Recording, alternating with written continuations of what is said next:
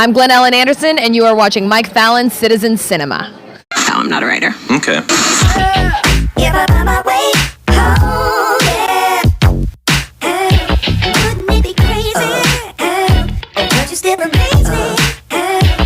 We good.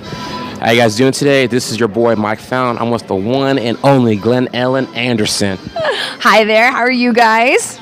Yeah, so today, if you guys haven't watched the new show Stranger Things, Glennellen has a supporting character in there, and she killed it. So I'm going to let her take it away about her experience on Stranger Things, how she got it, and whatnot. Stranger Things, it was a really funny process how I actually got involved with this show. Before I moved out to Los Angeles, I was represented by an agency in Atlanta. So I ended up, getting the email, hey, they want to see you for this new untitled show. It stars Winona Ryder. I was like, oh, okay, well, we'll see how that goes. And I did my first initial read and went through a series of different callbacks and, eventually just didn't hear anything. So I thought, all right, it's probably one of those audition, let it go type things. And next thing I know, I have another contact from my agent. She's like, hey, they've cast you as this role. Her name is Nicole, and the project is called Stranger Things. So I'm like, okay, cool. It's written and directed by the Duffer Brothers, Matt and Ross. It's really, really great. Executive produced by Sean Levi.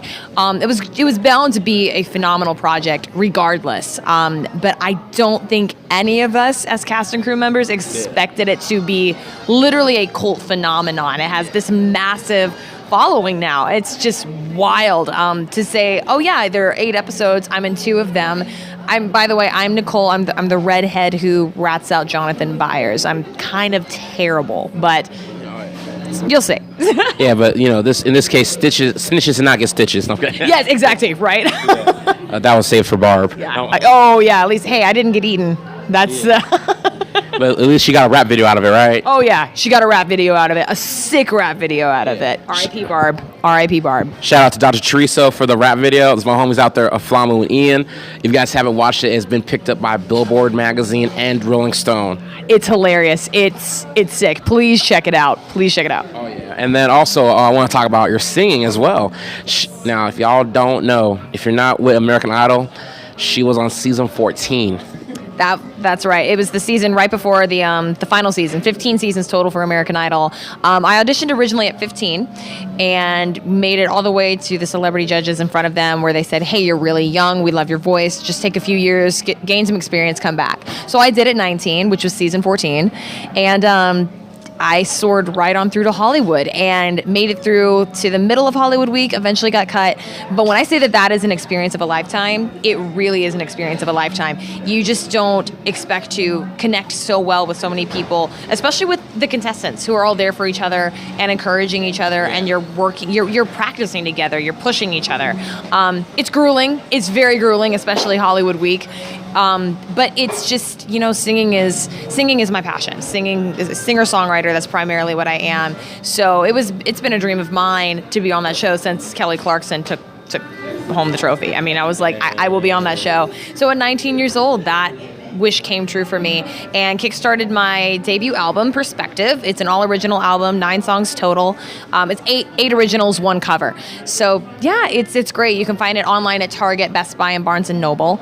But yeah, really just funny how so many doors will open up for you and lead you to so many different possibilities without you knowing. I definitely did not expect to be where I am today at 21 years old, living in Los Angeles.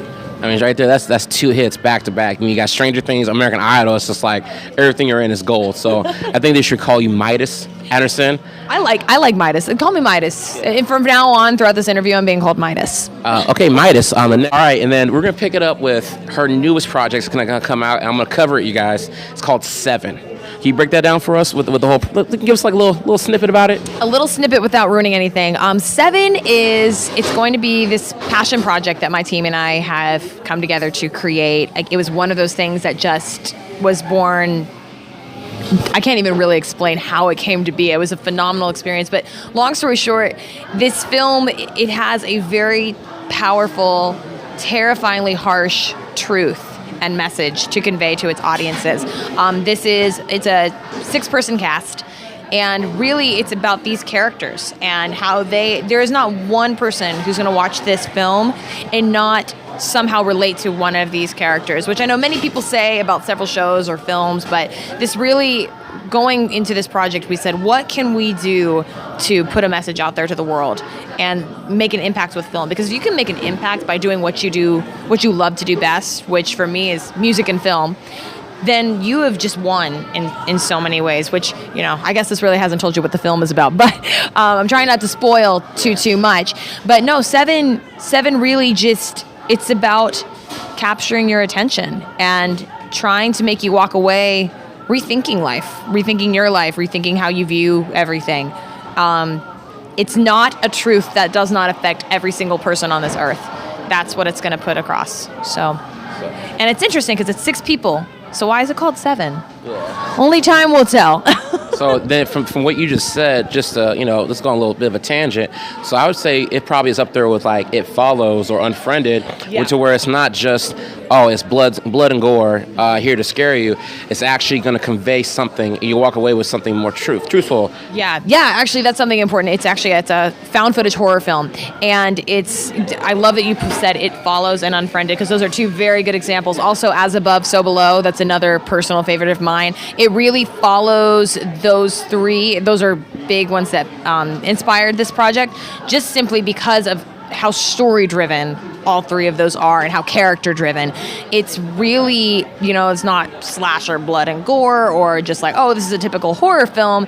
It's more so about, it's horror in not just the, demonic type of way. It's also in this is real life. This is actually real content. This is real struggle that we go through every day.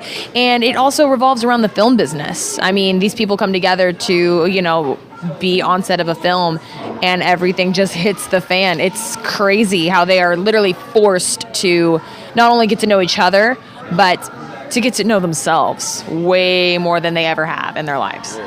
So I guess you guys, after you watch the movie, you'll get the message for that one. Because I know, like going back to what inspired it, like I know what It Follows, it showed like how women have to deal with with sexual assault and whatnot, and how because like with that one, it had like a double entendre. It's like whether like how women deal with that, or like how people treat women after that. The fact is, or like with Unfriended, it shows how like social media can affect somebody's life. Yeah. It's the same thing. So I guess when you guys watch 7, you'll walk away with what she's saying.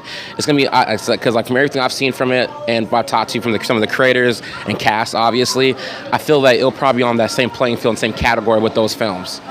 Yeah. That's actually that's the perfect way to put it. It really does cover a worldwide topic that I don't think really many of us have addressed it. We've addressed it almost on a surface level, and we wanted to dive into that topic and really tackle it. Unfortunately, if I say what it is, it might give away a little too much, but it's a message that everyone will walk away from going, oh my gosh, that affects me. That affects my life, because these characters represent something that all of us are or struggle with.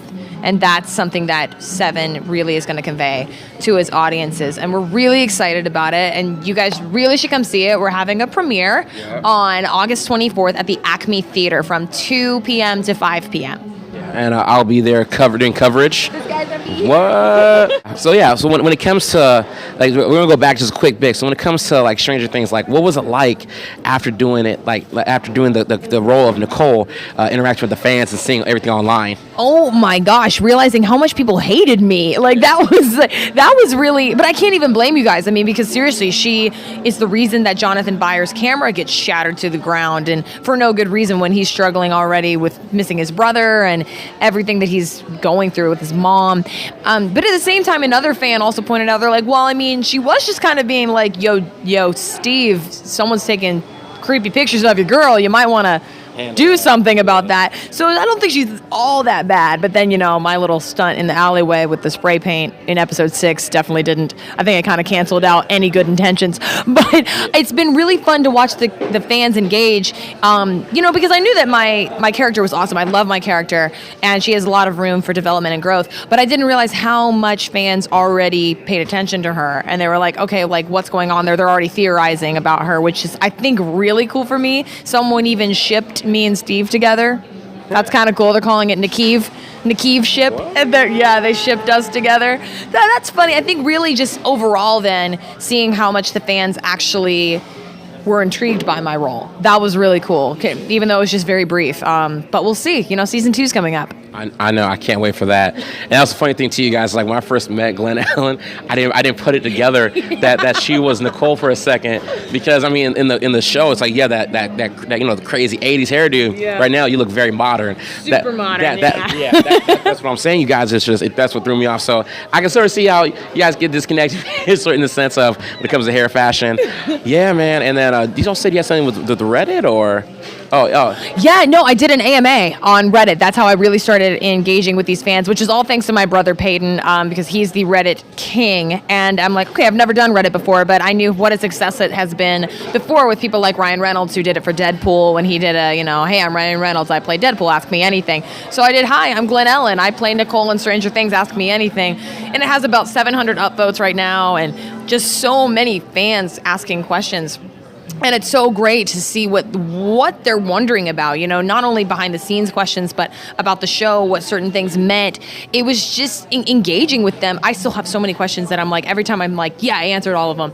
Another slew of them comes in, but it's awesome. I mean, this format, this forum, this was such a brilliant creation so that people could engage with each other, because they're not just interacting with me, they're interacting with each other. Yes, thanks. Yeah, thank you for that. You guys, again, this is another episode of Citizen Cinema. I'm here with the one and only Glennellen Anderson. So please follow her online, social media. I'm going to let her break it down for you where you can follow her at. Yes. All right, here we go. Are you ready? It's GlennellenAnderson.com. By the way, my first name, Glennellen, that is 10 letters. My parents did not make it easy for me. It's GLENNELLEN. So when you go to Instagram, it's just Glennellen. Twitter is GlennellenXO. Facebook is facebook.com/GlennellenXO. And then it's myfullname.com, GlennellenAnderson.com. Yeah, and please check out her musical work as well, because she kills it. She's one of the only people I've heard in a long time that actually sounds good without auto-tune. Oh, yeah. Thank you. Well, you already know how it's the music industry, so. Oh gosh, it drives me crazy. I just, I had intense vocal coaching since I was tiny, and it's good. That way I can know, hey, I can perform live for you guys and not sound awful. So that. Yeah.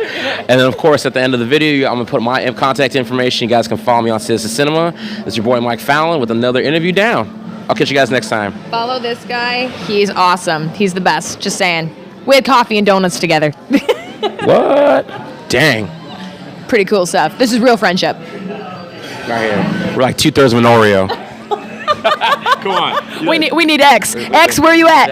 Exactly, right? All right, y'all. We're out. I'll catch you guys next time. Bye.